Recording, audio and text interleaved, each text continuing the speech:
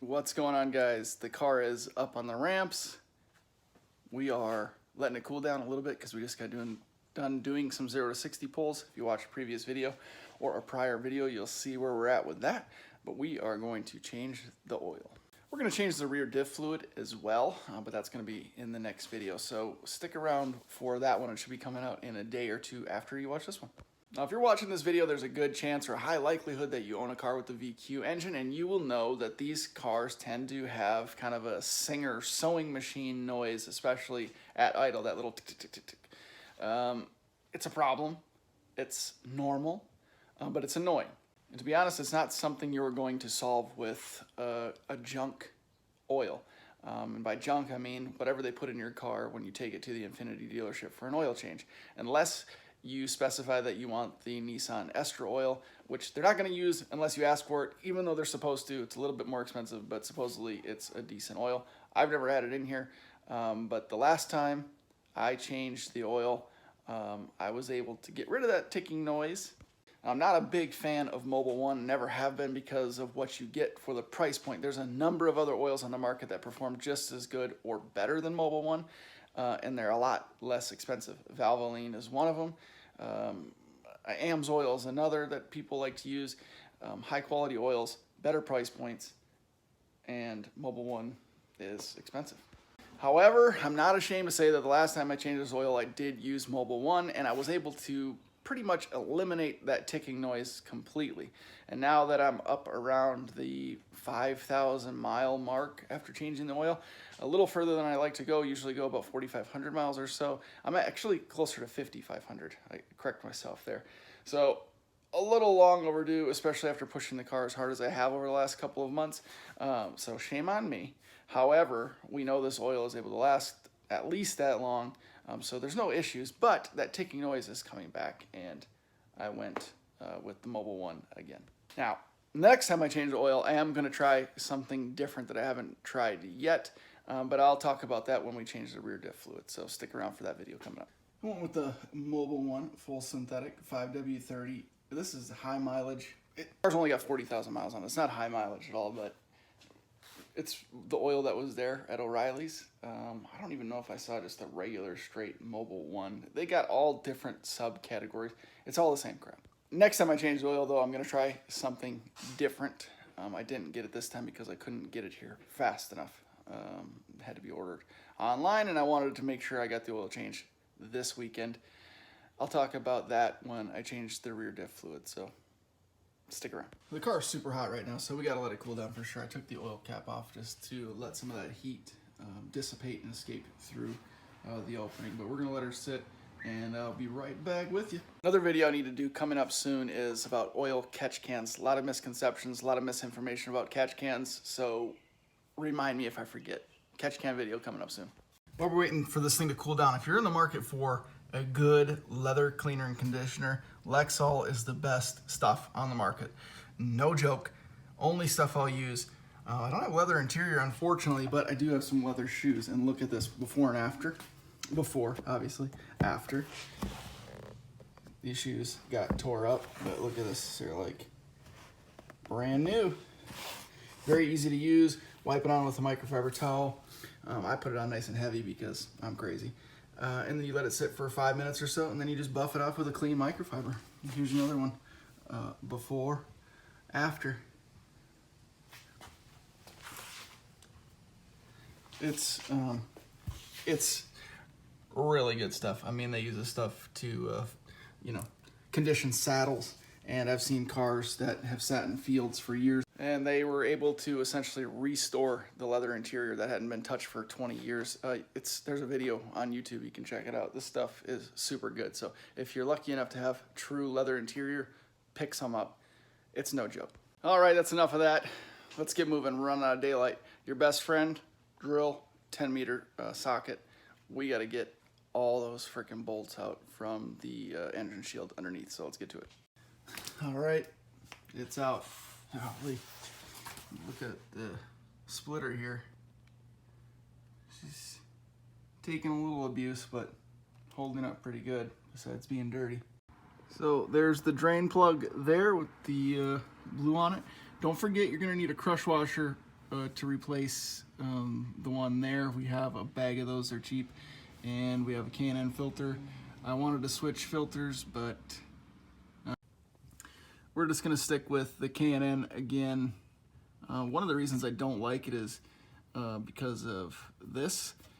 You can use a wrench to tighten it, but you don't want to over tighten your filter, and when you're using a wrench you're getting a lot more leverage than you're used to by when you twist it on by hand. So I just don't like them. Alright, drain plug is a 14mm socket. Make sure you have your oil tray, your oil can here.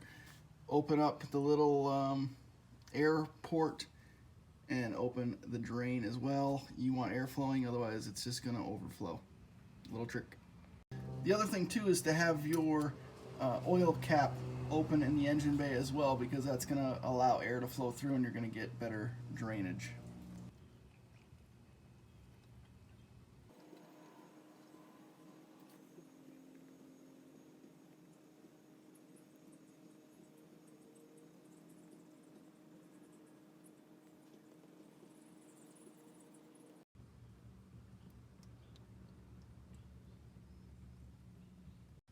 Alright, we'll let that continue to drain for a bit, and then we'll change out the filter.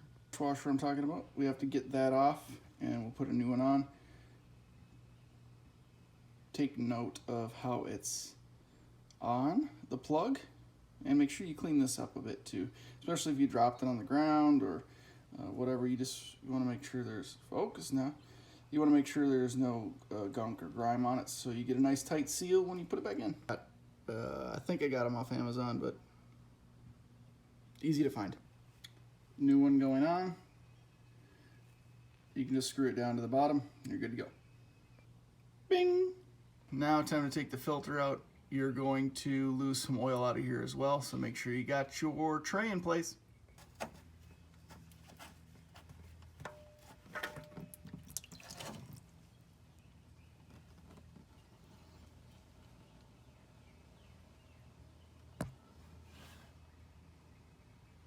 You always want to make sure of is that the gasket came off with the filter. I've heard a bunch of stories. It's never happened to me, but I've heard a bunch of stories about getting people doing oil changes and then driving down the road and they lose all of their oil, and that's a big problem.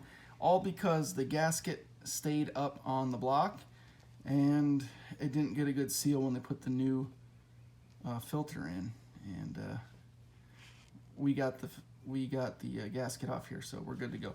This is the K&N HP1008 if you're interested in K&N filters. No complaints. A little more expensive, like 16 to 19 bucks. There's other filters that are better.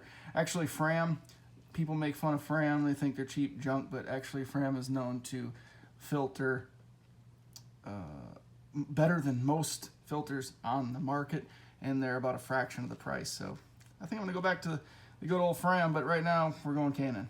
What I like to do is actually add a little bit of oil to the filter, just a little, so it doesn't spill out all over the place. But then what you definitely want to do is take some of that oil and smear it around the gasket to make sure you get a nice good seal and the gasket's nice and moist. I don't know if putting oil in the filter right away is something that's a big deal or not. I've always just done it because my dad always did it. But one thing it does do is once you fill up with, if you just to put the filter in and then you refill your car up with oil, you know, you drive it around a little bit and then you check it again. You always got to add a little bit more. It's because the oil's working its way through the engine, which is going to have to anyway. But especially in applications where the filter is significantly larger than this one, there's a large volume of oil that has to work its way into the filter, and this kind of, you know, gets it in the filter right away. So when you go to add oil, generally you don't really have to add any, or you have to add very, very little, because the filter's already full. Oil filters only have to be about hand tight, so.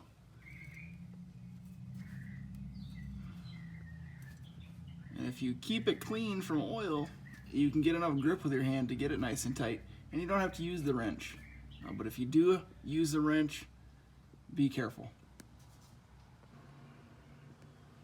there we go. The capacity on a refill is almost 6 quarts, so let's get to it.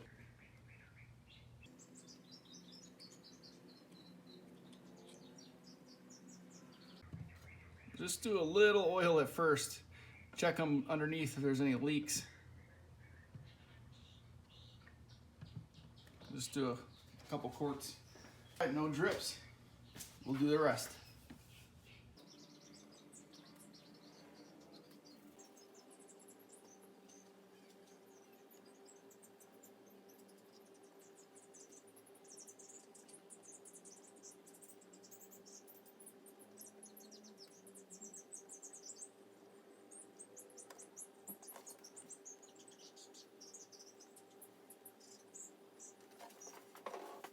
All right, what I like to do now then is to get the car on level ground. Again, check for leaks underneath and then top it off.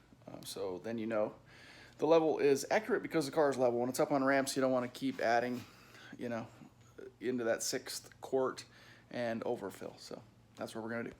Okay, no drippy drips. So back the car, actually we'll put the engine shield back on, then we'll back the car up and then we'll top it off. We'll check the levels now. Wipe it off right away. The first one's not going to give you accurate reading.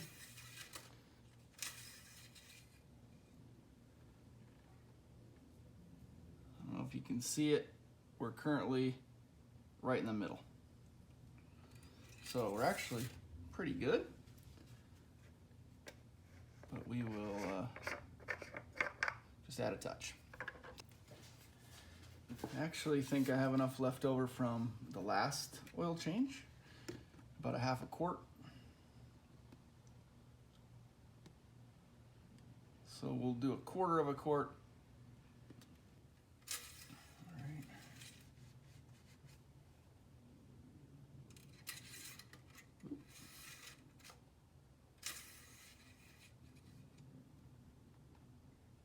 I don't know if you can see it. Almost, we're about 3/4 of the way to the top.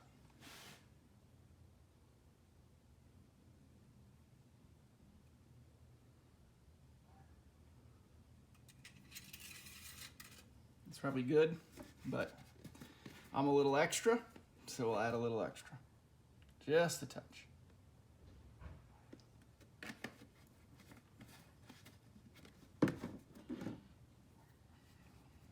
Check it one more time.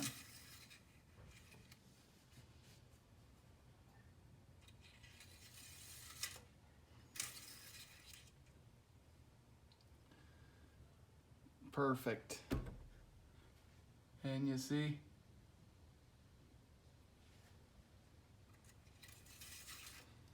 so not quite 5.5 quarts, about 5.25 quart. Obviously, after I put a few miles on today, we'll drive around a little bit and then we'll check the levels again just to make sure everything is A-okay. Now there's just one last thing to do.